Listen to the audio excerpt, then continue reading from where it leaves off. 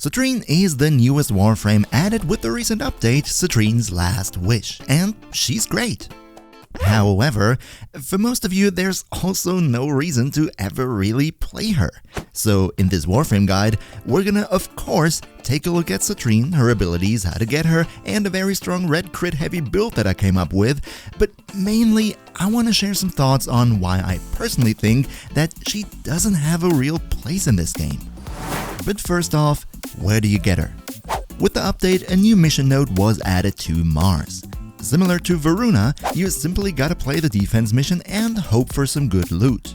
If you're unlucky, however, you can take the special resources acquired in this mission to OTAC in the Cambion Drift and purchase Citrine's blueprints as well as her signature weapons with it. So gladly, there's a pity system again.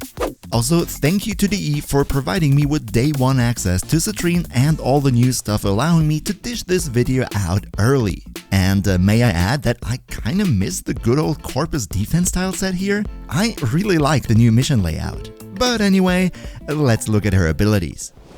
Citrine's passive continuously heals you and all teammates in affinity range by 5 HP per second. Each health orb collected increases this rate permanently by 0.1, topping off at 25 HP per sec. And while that's certainly nothing to write home about, it's definitely on the better side of the spectrum when it comes to passive abilities in Warframe. Her first active skill shoots out crystal shards, dealing a bit of damage, inflicting a bit of bleeds, but enemies affected by it have a greatly increased chance of dropping both health and energy orbs on death. The higher your ability strength, the higher the drop chance, so you can definitely go and drown your teammates in candy with this one if you want. Also, it's her helmet ability, so that's nice. Ability number 2 is a nice damage reduction for you and your team, as we already know it from frames like Mesa. Topping off at 90%, this damage reduction, however, slowly decays over time and you have to slay enemies actively to bump it up again. So all in all, pretty nice, and usually you're gonna be active enough to keep it maxed all the time. Skill 3 drops a big crystal that inflicts heat, cold, toxin, and electricity status effects to enemies in its range. Sounds good so far, until you realize that it only ever attacks one enemy you're currently hitting at a time. No AoE here whatsoever. So I'd say if you want to add a skill via helmets, replace this one here. And lastly, her big red crit firework. Citrine drops a ton of crystalline particles, completely obstructing your view, but like Glassmaker, they crystallize and therefore stun enemies they come in contact with. The catch here is, if you attack the crystallized body parts, your hits have a crit chance of 300%. And that's not an additional bonus of 300% or something. No, your hits on the crystal parts are flat out red crits regardless of your weapon's actual crit chance. So your Kuva Nukors and other guns with a crazy crit multiplier but next to no crit chance will really love Citrine. Sounds all pretty solid, right? Then why would you go and say there's no point in playing her, Blacky? Well, before we get into that, let's quickly look at the build I have for you today first, and making these videos for you is my absolute passion. However, it's also a lot of work that goes into it, and I'd much appreciate it if you could spare a like. Thanks for the support. So, first off, given the fact that Citrine has a 90% damage reduction, she has the potential to be extremely tanky. So what we'll do is add enough ability strength to make sure we're always at these 90% with her too. To get there, we'll need around 220% ability strength. Yes, I am aware that you can clear enemies to tick the bonus up to 90% even if your strength starts you out lower, but I want her to survive in Steel Path, and that narrow time window where the skill is not at 90% after recasting could be fatal already, so better not to take any chances. With Blind Rage, Umbral Intensify, Power Drift, and Growing Power, we end up at 283% strength. Why more than 220 now? Because the next thing we add is some range with Overextended, which then drops our strength down to 223%, so we're still good. Next, Prime Continuity and Narrow-Minded for a lot of duration, because let's be real, having your skills on for longer is always nice. Finally, time to double down further into our tankiness. With Adaptation, we add another approximately 50 to 70% of damage resistance. Additionally, we also slap on Health Conversion, which gives us up to 1350 armor for picking up health orbs. And with our first skill basically showering us in these things, that's gonna be up for quite a while, adding a third layer of 80-ish% damage reduction on top. Add to that Equilibrium to ensure that we're always on top of our energy economy, and we have ourselves a very well-rounded and powerful build. For the Arcanes, I personally chose Blessing for more health and Avenger to get some crits in even on non-critical hits, but really, you're free to use whatever you like. You could of course always go for Archon shards and helmet abilities on top, but now we come to the part of the video where I explain to you why I think most of you would probably be better off not investing your precious resources into Citrine. Oh, and in case you like my content style, you're of course always welcome to subscribe and join the crew. Nice to have you here. So, what's the problem with Citrine? Most other Warframes have at least some distinguishing factor to them, something that makes them special, something that allows them to have a specific spot.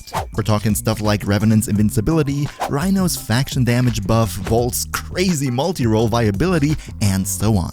Even those frames where it's not that obvious usually have something that, given a certain situation, elevates them from the rest of the crowd.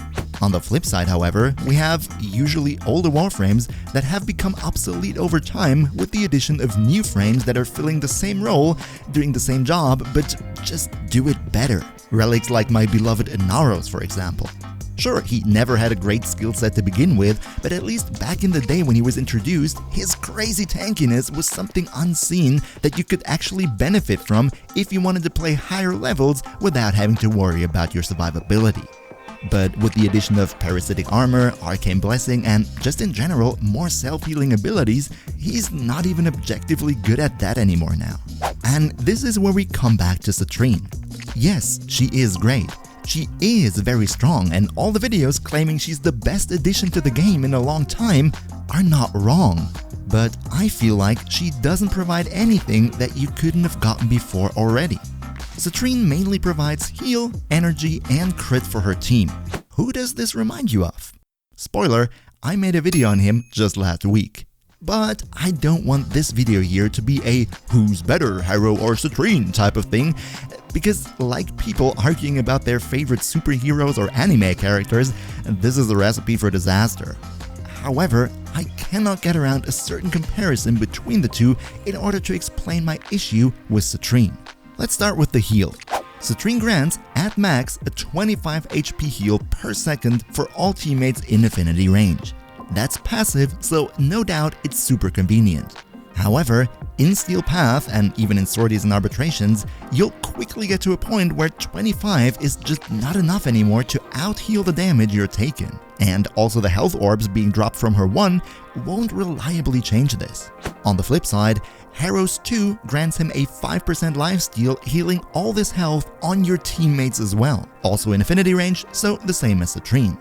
But 5% lifesteal, even in mid-level content, is so much more than 25 health per second. Basically, it's a full heal for everyone affected on every single hit Harrow scores. Sure, it's not a passive, so it only ever happens if Harrow actually hits stuff, but I think the sheer amount of heal provided here clearly outdoes Citrine, so I gotta give it to Harrow in the medical department. Next, energy. With her first ability, Citrine drastically increases the drop chance of health and energy orbs on enemies. If your team runs Equilibrium or Arcane Energize, even better. So if Citrine spams her 1, there should always be enough energy on the field for everyone. Harrow's energy recharge will grant him and his team a portion of energy every time they slay an enemy. It's a one-time switch on, and then everybody affected will have the buff until it runs out. This one is a bit spicy to compare. While Citrine has to constantly spam her 1 to keep the energy income up, Harrow just needs to cast his skill once in a while. On the flip side, however, with Harrow, the team has to be somewhat in range to even get the buff. Also, both versions should provide enough juice for the entire team, so I'd say in the energy department, it very much comes down to personal preference, and I'd argue it's a draw. But let's address the elephant in the room, the crit. Citrine gives her and her team flat red crits whenever they hit the crystallized body parts regardless of the weapon used. Harrow's buff gives plus 200% crit chance on head and 50% on body shots. This bonus is additive, so it also drastically increases crit even on weapons with hardly any crit chance. Meaning the two skills are very comparable, right? Well, no. See, here's the thing.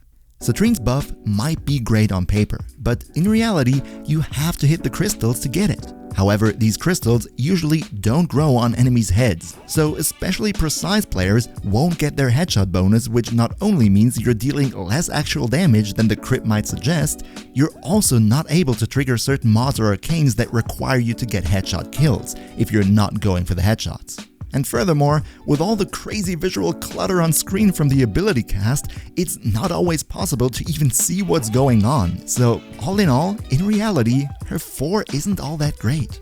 Let's look at Harrow now. Yes, he might not give you the consistent red crits that Citrine does, but his skill rewards headshots and even gives you a small bonus on body shots as well, whereas with Citrine, you won't get anything if you don't hit the marked spots. Also, one thing that shouldn't be underestimated is the energy cost. Both skills cost 100 energy to cast. With Citrine, however, you'll have to spam it quite a lot if you want to see it on every enemy around all the time. And that's quite costly, even for endgame players. Whereas with Harrow, it's again a one-time cast and then you have it. And what's more, with his augment Lasting Covenant, you can extend this duration basically forever. So, long story short, Harrow is far superior when it comes to crits. Now, before we get to the verdict, there's one last thing to discuss. Citrine gives quite the damage reduction, making her and her allies very tanky. Harrow does not. His allies get a lot from him, but no damage reduction. Gotta admit, that's a clear advantage for Citrine. And I hear you say, Harrow is so squishy in high level, if you don't want a shield gate, he cannot survive. Citrine can. But I kinda have to disagree here. Please don't get me wrong, I'm not trying to shamelessly self-advertise here, but just last week I released a Harrow build that fixes this very issue and makes him tanky and way more chill to play. I'd argue even more than Citrine. So if you haven't already, you might want to check that out later. But let's come to a final verdict. I've taken enough of your time already.